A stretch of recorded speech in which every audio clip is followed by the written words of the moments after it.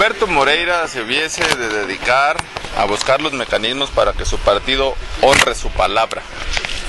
En política lo que más se reconoce indistintamente del partido político en el que se milite es que se hable con la verdad, se hable de frente y cuando se da la palabra se cumpla.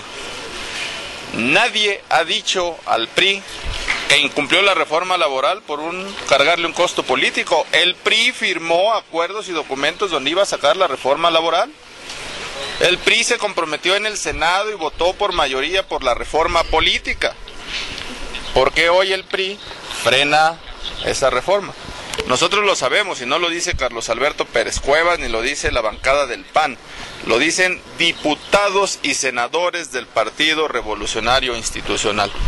Diputados y senadores comprometidos con el desarrollo del país, que a pesar de que son priistas de cepa y de convicción, saben que el freno vino de Toluca y vino de Enrique Peña Nieto. Y si no fuera así, ¿por qué ayer mismo se contradijeron? ¿Por qué ayer mismo Enrique Peña Nieto sale a decir que lo que pasaba es que querían legislar al vapor y rapidito? Por fin, ¿está gobernando o está preocupado por esos temas? Yo hoy le diría claramente al PRI, a Humberto Moreira, pero principalmente a los diputados del PRI, que dejen de ser la mayoría del veto y que pasen a ser la mayoría del voto para lograr las grandes reformas que el país necesita. Eso es lo que yo le diría a Humberto Moreira. Los temas electorales se acomodarán en su tiempo, no han arrancado las campañas, todos son procesos internos en los partidos y no me merece más comentario. Cuando vengan los procesos electorales, ahí responderemos en las urnas con votos y acciones concretas. Claro, este es un proceso interno, nadie ha arrancado ningún proceso más allá. Hay tiempos electorales, los partidos y en el caso de Acción Nacional estará teniendo su proceso interno por ahí de finales de noviembre o diciembre. Hoy, aunque a muchos les ha sonado extraño, una reunión de estructuras, así le hemos denominado desde hace muchos años. El PAN efectivamente no es un partido de estructuras, es un partido ciudadano, pero ese es el tema interno que le damos en los estatutos a las dirigencias municipales y a las dirigencias estatales del PAN. De eso se trató la reunión del fin de semana y ahí fueron personajes destacados, 7 entre ellos, secretarios de Estado y algunos legisladores, a plantear su visión de las tareas que tiene el país en sus diversos ámbitos. Los procesos electorales no han arrancado y en el caso del PAN será fiel cumplidor de la ley y en su momento estará presentando, por supuesto sí, candidatos muy fuertes. Lo demás, los calificativos, las denostaciones, decía el jefe Diego, parafraseando aquellas buenas épocas, son como el lodo, hay que dejar que se sequen, se caen solitas se caen. Eso es lo que nosotros veríamos. Pero el reto es claro, que la mayoría del PRI deje de ser la mayoría del veto y que pase a ser la mayoría del voto para las reformas que el país requiere. Eso sí debería estar preocupado Moreira, porque esto es matemáticas puras, esto no es cálculo político. Más de 240 diputados, más los del Verde, más los de sus aliados, sacan cualquier reforma. Eso habla de falta de madurez política. Eso habla de entender que México ha pasado al desarrollo, nos guste o no, falta mucho sí, pero el desarrollo de los mexicanos compete a todos los mexicanos, a todos los partidos, a todos los gobernantes, a todos los niveles, a todos los sectores. Hablar de una cláusula de gobernabilidad es estar añorando en sueños guajiros aquellas buenas épocas en que todo era tricolor o todo era de un solo color. Al menos los que debemos pensar como demócratas o como estadistas, no podemos pensar que todo será maravilloso cuando seamos mayoría. Imagínense todo pintado de azul. Bueno, ¿y los que piensan diferente qué? Todo pintado de rojo o amarillo. Bueno, ¿y no vivimos en una sociedad plural que piensa distinto, que actúa distinto, que tiene espacios y exige diferente? Pensar en una cláusula de gobernabilidad será pensar quizá, como decía Hugo Chávez, rojo, rojito, y el que no está conmigo está contra mí. Eso para el país no le conviene, porque somos un país plural, que piensa distinto, que debe respetar a sus minorías, que debe respetar a los que piensan diferente, y pensar en una cláusula de gobernabilidad es un sueño que añora los más viejos estilos del sistema antidemocrático, donde tenía el control de todo. ¿Qué pasará después del control de la Cámara en una cláusula de gobernabilidad? El control de la propia del Poder Judicial. Habrá que pasar entonces al control de los empresarios. Habrá que pasar, como ellos pensaron en su momento y lograron, el control de los medios. atacar a la libertad de opinión, hoy justo que estamos celebrando este Día de la Libertad de Expresión. A eso tenemos que llegar. Yo diría que una cláusula de gobernabilidad abriría el peor capítulo de la vida que queremos olvidar en México, del control total y absoluto de las instituciones. ¿Quieren empezar por la Cámara? Entonces pongámonos a temblar todos, porque después todos estamos en posibilidad de que nos quieran controlar. No, la cláusula de gobernabilidad no la trae la minuta del Senado. La cláusula no en cómo la quieren presentar, de darle la mayoría total al partido que obtenga la mayoría de votos, automáticamente pasaría al 51% del control. Esa es propuesta del gobernador Enrique Peña Nieto, del PRI de la Cámara. Yo lamento mucho decirlo eso, porque cuando decía que había dos PRIs, eso lo decíamos del PRD y todo el mundo decía, bueno, pues así pasa y hasta más PRDs. Pero hoy hablar de dos PRIs, pues ellos mismos, una cosa empujan en el Senado y otra frenan en la Cámara, una cosa empujan en la Cámara y otra frenan en el Senado. Y mañana van a decir, Pérez Cuevas está inventando que se frenan las cosas. Ahí están los resultados. La cambiaron de caricatura ahora. Yo había leído más bien una columna por ahí en el Estado de México que incluso hablaban de la bruja del cuento y así le ponían a Peña Nieto. Entonces, yo no haría calificativos. Eso decía esa columna. No hay Blancanieves, hay actores políticos en un partido, no hay procesos arrancados, que no se quieran zafar de su responsabilidad de las reformas, queriéndonos llevar a un golpeteo electoral. Nosotros no lo vamos a permitir, las reglas son muy claras, los tiempos electorales son muy claros y eso se darán en su momento. Hoy estamos en la necesidad de periodo extraordinario, de reforma laboral ya, de reforma política ya, y el que tiene la llave por tener más de 240 votos es el PRI. Esto lo único que hace es exhibir a cada quien en lo más profundo de su ser. Los que quieren un México de desarrollo, los que quieren salir adelante y los que frenan los procesos electorales. De pronto olvidamos en el transcurso de las semanas, el freno tiene nombre y apellido, pero además tiene tiempo y lugar. Nombre y apellido se llama Enrique Peña Nieto, lo insisto, no lo digo yo, lo dicen sus correligionarios, y tiene tiempo y lugar. El proceso electoral de julio del año 2011 en el Estado de México. Eso es lo que está frenando. No quieren cargar con costos políticos que implica tomar decisiones. Toda decisión trae costos en pro y en contra, pero quien quiere beneficios para el país tiene que estar pensando en correrlos.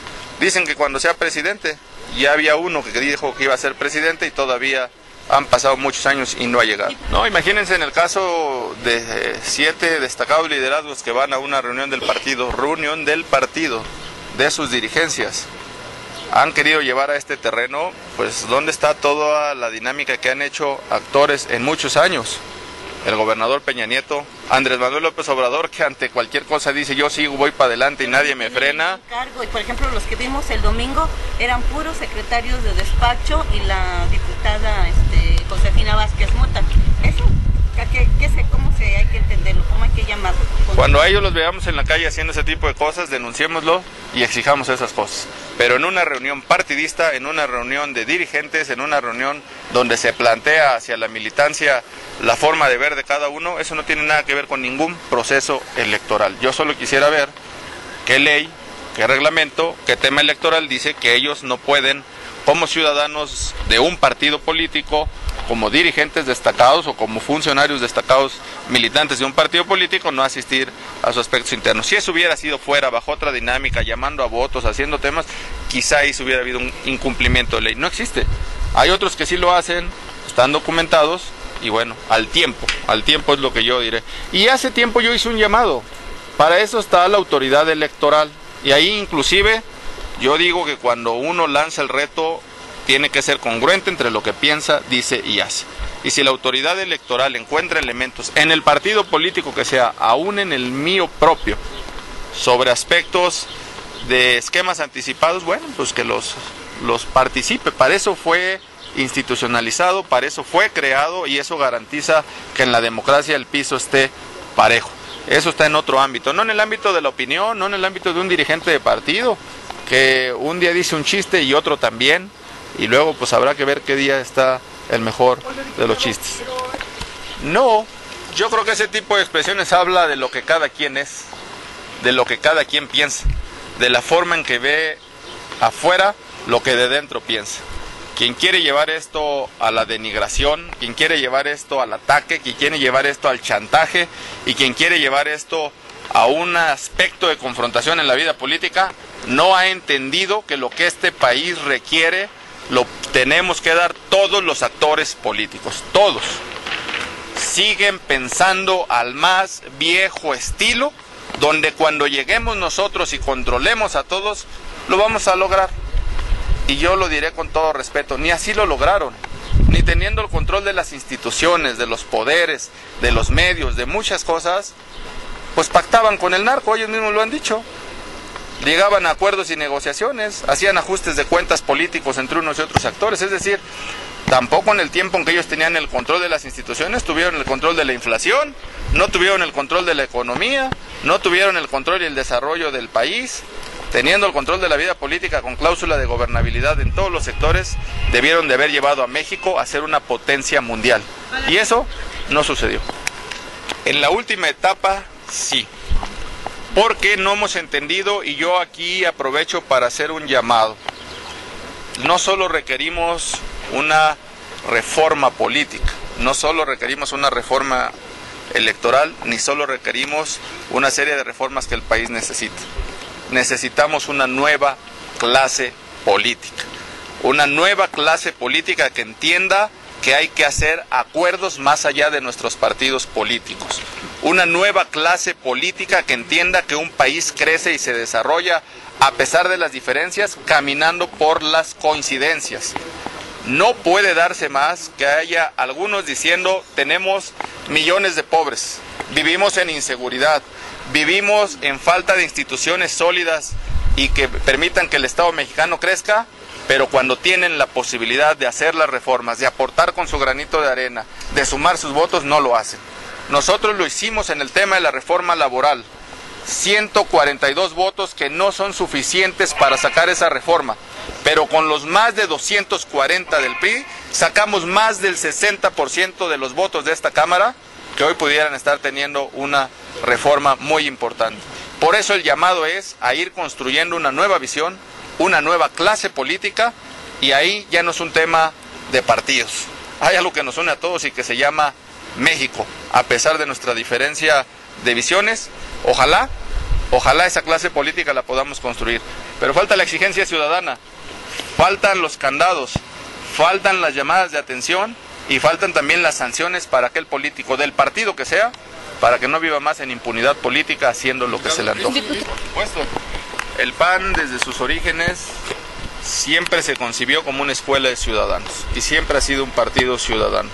Una forma de accesar a los mecanismos de poder ha sido a través de los partidos políticos, pero hoy que tenemos en puerta la llave para que los ciudadanos de manera directa puedan participar, tanto en las candidaturas como en la opinión, para plebiscito, referéndum, participación, en fin, muchos aspectos, no podemos negarles ese derecho. ¿Revocación de mandato?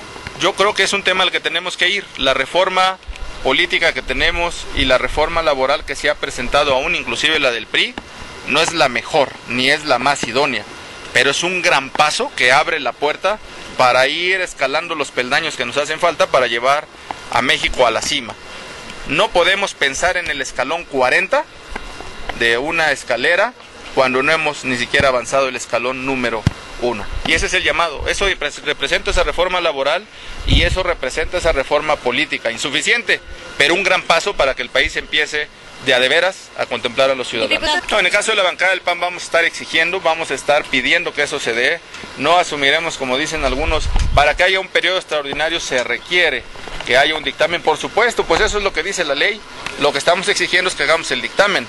En el caso de la ley de seguridad, en el caso de la reforma política, el que preside la comisión es un panista y va a estar convocando, ya tiene un calendario, ya tiene citas, ya tiene reuniones para llegar a ese dictamen y en fecha cierta pedir que se haga este periodo extraordinario. Pero faltan los votos de las otras bancadas. En el caso de la reforma laboral, la preside el PRI, ya pidieron un aplazamiento ahí de varias semanas para que el tema se vaya más allá del proceso electoral. Eso es extraño. Lo que no han dicho es por qué están haciendo eso, que nos lo expliquen. Muchos actores políticos siguen pensando en parches electorales, en parches legislativos, porque así ven la forma de mantener su feudo y su control de poder pequeño. Pensar en grandes reformas implica que todos asuman pues faltas, fallas, crecimientos y que todos pongan su parte en este tema. Si hace falta que lo hagan, nosotros estaremos esperando. Ese tipo de acciones requieren pensar como estadista y requieren pensar como mexicanos, no como miembros de un partido político solamente. Sí, pero desgraciadamente pagamos justos por pecadores. Habemos otros que sí queremos esas reformas, habemos otros que sí queremos esos cambios. Nadie dice que incluso en nuestros institutos no haya dinos azules o dinos amarillos. Por supuesto que los puede haber, pero lo que queremos es que cada quien asuma su responsabilidad. Mientras esto sea de unos cuantos que mueven las cosas, difícilmente podremos lograrlo. Por eso hoy nosotros vamos a exigir que se aplique la reforma laboral, la reforma política y las reformas necesarias, y el que no quiera, que de cara a la nación quede tachado que no quiso el desarrollo del país y quede exhibido. Hoy los ciudadanos empiezan a manifestarse, vean las redes sociales, vean los comentarios, vean la participación, saben quién quiere sacar las reformas y saben quiénes empiezan a no querer sacar esas reformas. No, nosotros pusimos una fecha que era antes de que acabara el periodo, o cuando acabó el periodo, el 30.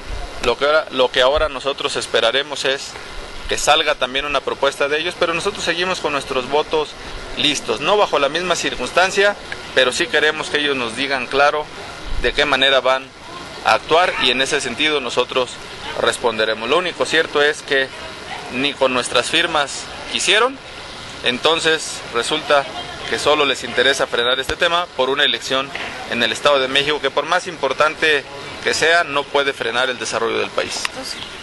Yo creo que hay grandes avances en el tema de la libertad de expresión. Hoy este ejercicio que hacemos es parte de la libertad de expresión. En otros tiempos, actores políticos de otros institutos políticos diferentes a que gobernaba, si hubiera atrevido a hacer esto, hubiera salido corrido a balazos, o bien incluso los medios hubieran estado en posibilidad de perder sus concesiones, hubieran estado en posibilidad de perder sus espacios, y hoy al menos es un gran avance, pero por supuesto que en el tema, mientras haya vidas de periodistas que se han perdido, mientras haya todavía derechos fundamentales como personas de los propios periodistas que son violentados, no podemos estar tampoco celebrando sin ton ni son.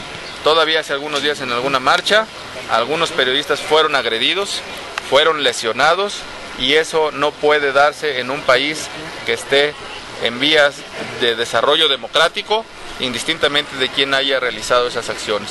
Por eso hoy celebremos los grandes avances que hemos tenido en materia de libertad de expresión, pero no dejemos de señalar ni de denunciar todos aquellos aspectos que aún nos faltan, y sobre todo en el tema de pérdida de vidas y de agresiones a los periodistas. Bueno, había un tema ahí pendiente para garantizar con mayor claridad en la ley el tema del trabajo de los periodistas. Yo lo que creo que el Congreso puede hacer es revisar más a fondo esas propuestas y volverlo ley y darle seguimiento.